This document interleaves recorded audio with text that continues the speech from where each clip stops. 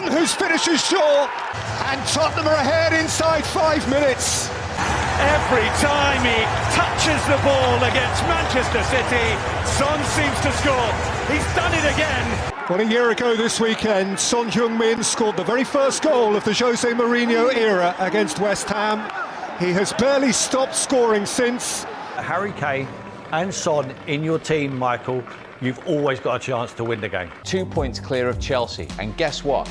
Next weekend, it is Chelsea-Tottenham.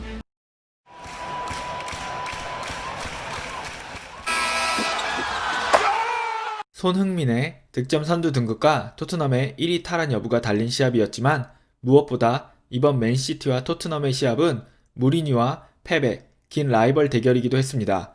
두 감독 사이에는 5번의 프리미어리그 우승, 그리고 4번의 챔피언스리그 우승이 일어났는데요. 무려 25년간 이어져 온 이 인연이 다시 토트넘과 맨시티를 통해서 이어진 것입니다. 나중에 무리뉴와 펩의 이야기를 따로 자세히 다뤄보겠습니다. 짧게 이야기하면 펩의 챔피언스리그 3연패를 막은 것이 무리뉴의 인터밀란이었고 2011-2012 시즌 바르셀로나는 무리뉴의 레알 마드리드에게 막혀 리그 4연패에 실패하고 펩은 바르셀로나를 떠났습니다. 2016년 펩이 맨시티 감독으로 부임하자 무리뉴가 맨유의 감독으로 부임하면서 두 감독은 레알 마드리드와 바르셀로나의 엘 클라시코와 맨체스터 더비에서 모두 대결을 한 유일한 감독들이 되었습니다. 이 둘의 대결은 언제나 화제를 몰고 다니는 흥행 보증수표입니다. 이번 대결 또한 시합 당일이 되기 전부터 두 감독의 뜨거운 설전이 펼쳐졌는데요. 무리뉴는 맨시티의 스털링이 부상을 이유로 대표팀에서 나와 맨시티 훈련시설에 일찍 합류한 것을 두고 영국의 사우스게이트 감독은 만약 특정팀 혹은 특정 감독이 인터내셔널 브레이크를 앞두고 대표팀 합류와 관련해 접촉했다면 그 이름을 밝혀야 할 것이라고 요청했습니다. 무리뉴는 토트넘의 윙크스, 해리케인, 다이어는 모두 대표팀에 합류해 충실하게 의무를 다했다고 밝히면서 맨시티는 부상을 핑계로 충분한 휴식을 취한 스털링이 분명 시합에 나올 것이라고 했고 펩은 이에 대한 기자들의 질문에 선수의 컨디션이나 부상에 관한 질문은 맨시티의 의료진과 영국 대표팀 의료진에게 해야 할 것이라고 이야기하며 무리뉴도 의문점이 있다면 자신이 아닌 의료진에게 문의하기 바란다고 대답했습니다. 스털링은 결국 벤치 멤버로 시작해서 후반에 교체 멤버로 시합에 들어왔는데요. 저는 이 부분을 볼 때 언제나처럼 무리뉴 감독이 시합 전, 심리전에서 승리하고 들어간 게 아닌가 생각합니다. 이 시합 전까지 펩이 10승 7무 6패로 통산 전적에서 앞섰지만 꼭 이겨야 하는 중요한 시합에서는 무리뉴가 펩을 이긴 전적이 꽤 많이 있었습니다. 이 시합은 무리뉴 감독 취임 1주년 시합으로도 관심을 모았는데요. 플래닛 풋볼에 따르면 만약 무리뉴가 감독에 임명되었을 시점에서 리그가 시작되었다면 토트넘은 현재 승점 82점의 리버풀과 승점 68점의 맨시티에 이어 승점 62점으로 리그 3위에 위치했을 것이라고 합니다. 그리고 맨시티와 토트넘의 이번 시합은 시즌 막바지 2위 자리를 두고 펼치는 명승부가 되었을 것이라고 합니다.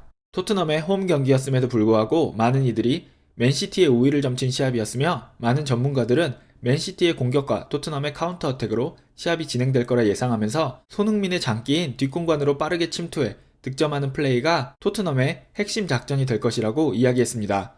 한편 11월 21일 도박사들은 프리미어리그 득점왕 후보로 살라, 해리케인, 발디, 도미닉 칼버트 르인에 이어서 손흥민을 5위로 올려놓았습니다.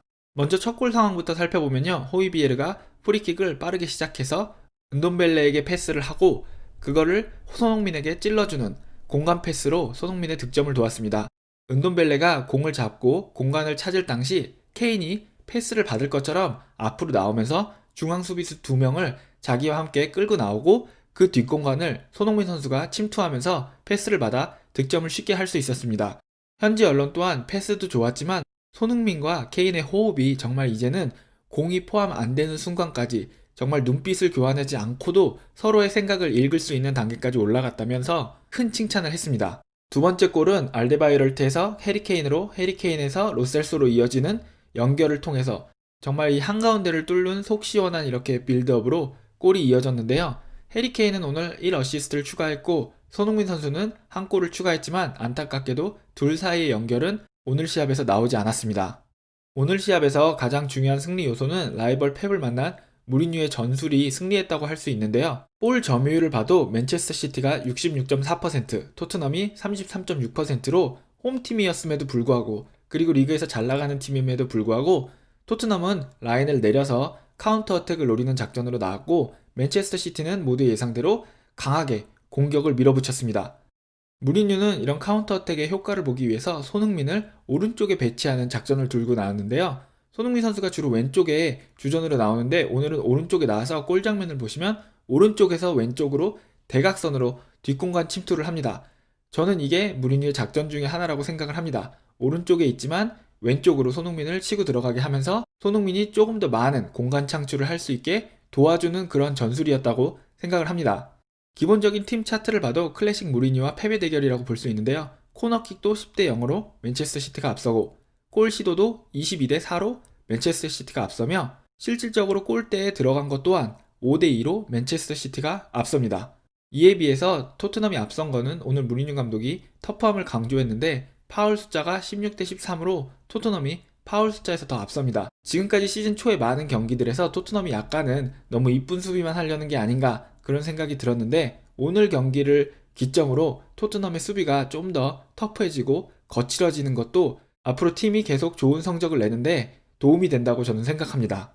오늘 호이비에르 선수는 수많은 패스를 하면서 패스 실패를 2번밖에 하지 않아서 여전히 이 토트넘의 수비의 중심을 잡아준 선수가 호이비에르라는 것을 다시 한번 팬들에게 알렸습니다.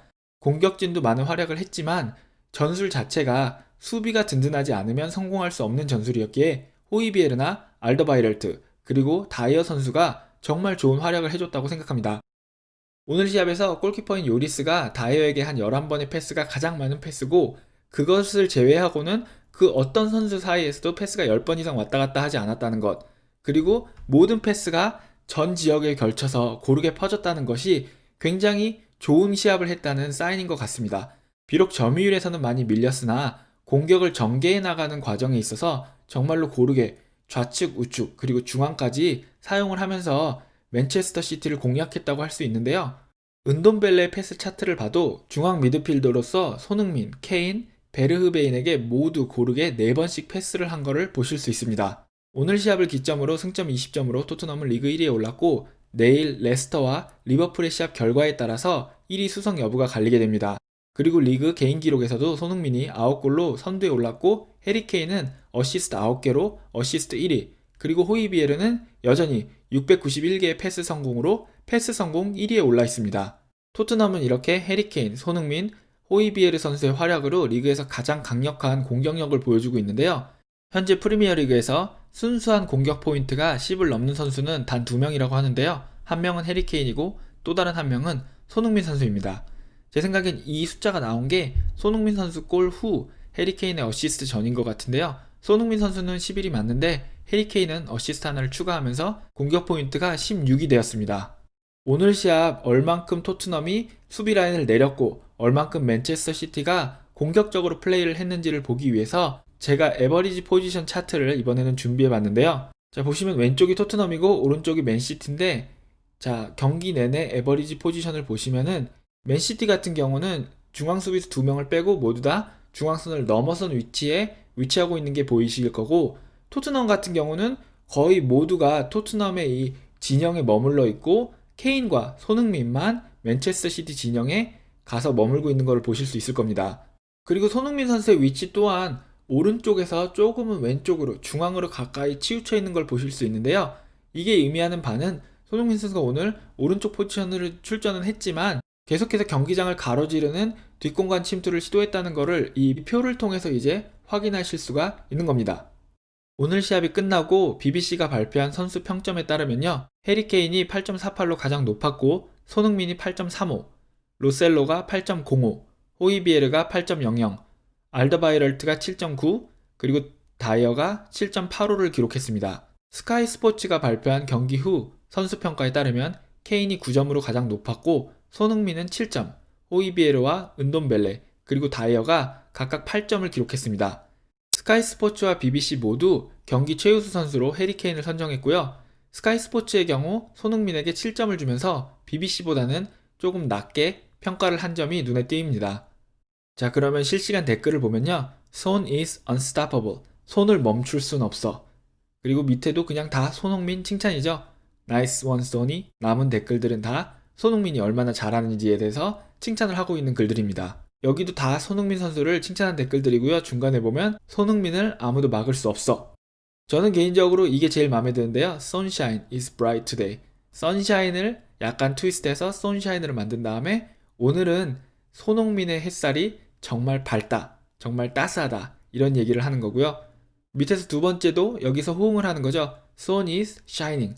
손흥민이 정말 빛난다. 이 팬은 신나서 맨체스터 시티가 지금까지 프리미어리그에서 팀 전체 골이 10골인데 손흥민 혼자 9골을 넣었다. Unreal이다. 정말 행복하다는 거죠. 손흥민 혼자가 넣은 골이 맨시티 전체가 넣은 골과 단 한 골밖에 차이가 안 났습니다.